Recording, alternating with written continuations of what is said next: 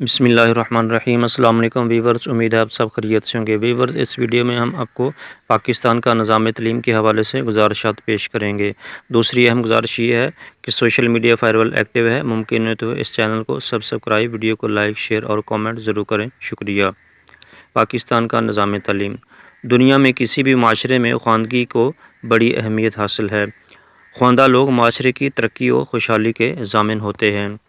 پڑھے لکھے افراد ہی معاشرے میں بہترین انتظامات اور مسائل کا حل پیش کر سکتے ہیں۔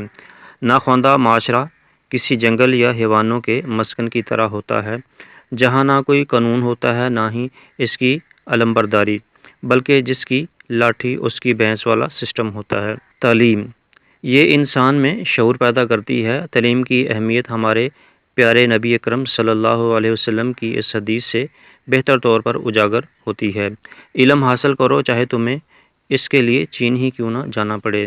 جنوبی افریقہ کے انقلابی رہنما نیلسن منڈیلا نے کہا تھا کہ تعلیم ایک ایسا طاقتور ہتھیار ہوتا ہے جس کے ذریعے آپ دنیا بدل سکتے ہیں۔ اس امر کے لیے تعلیمی نظام کا عمدہ ہونا بھی ضروری ہے، مگر ہمارا موجودہ نظام تعلیم مسائل میں اضافے کا باعث بن رہا ہے۔ ظاہری طور پر پاکستان میں دو طرح کے تعلیمی نظام رائج ہیں: اردو میڈیم اور انگریزی میڈیم۔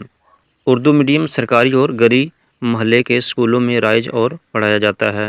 یہاں اردو مضامین کو اہمیت دی جاتی ہے۔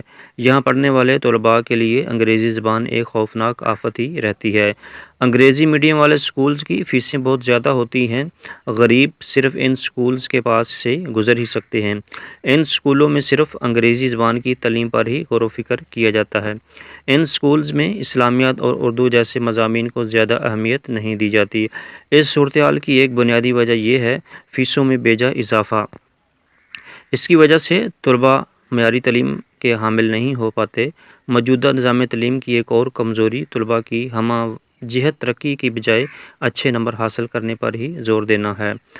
آج بھی ہمارے ملک میں 90% نمبر حاصل کرنے والوں کو ہی ذہین سمجھا جاتا ہے اور اوسط نمبر حاصل کرنے والوں کو معمولی تصور کیا جاتا ہے۔ عملی اکتساب و تحقیق کی ہمارے نظام میں کوئی اہمیت نہیں ہے۔ طلباء کو ایک مخصوص نصاب و نظام کے تحت باندھ دیا گیا ہے۔ عملی اکتساب و تحقیق میں دلچسپی رکھنے والے طلباء کو دیوار سے لگانا ملک کے مستقبل کو دیوار سے لگانے کے مترادف ہے۔ کسی بھی معاشرے کی مجموعی ترقی کا راز تعلیم میں پوشیدہ ہے۔ تعلیم سے صرف ایک فرد کی شخصیت نکھرنے کے علاوہ معاشرے پر بھی مثبت اثرات پڑتے ہیں۔ ہائر ایجوکیشن کی طرف دیکھا جائے تو وہاں بھی حالات ملتے جلتے نظر آتے ہیں۔ کالجز اور یونیورسٹیز میں مؤثر طریقہ تعلیم نہ ہونے سے اکثر طلباء بے راہ روی کا شکار ہو جاتے ہیں اور غلط دھندوں میں پڑھنے سے اپنی زندگیاں برباد کر بیٹھتے ہیں۔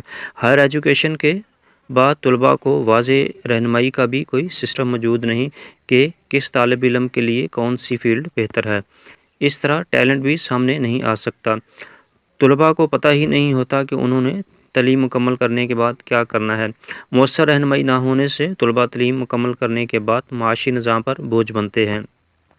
نوکریوں کی تلاش میں پھرتے طلباء غربت سے تنگ آ کر خودکشیاں کرنے پر مجبور ہو جاتے ہیں۔ حکومت کی طرف سے بھی کسی قسم کی سنجیدگی دکھائی نہیں دیتی کہ طلباء اور تعلیمی نظام کے اندر کن اصلاحات کی ضرورت ہے۔ دنیا کے دیگر ممالک کی طرح وطن عزیز پاکستان میں بھی تعلیم کی ترقی کے بلند و بالا نعرے لگائے جاتے ہیں۔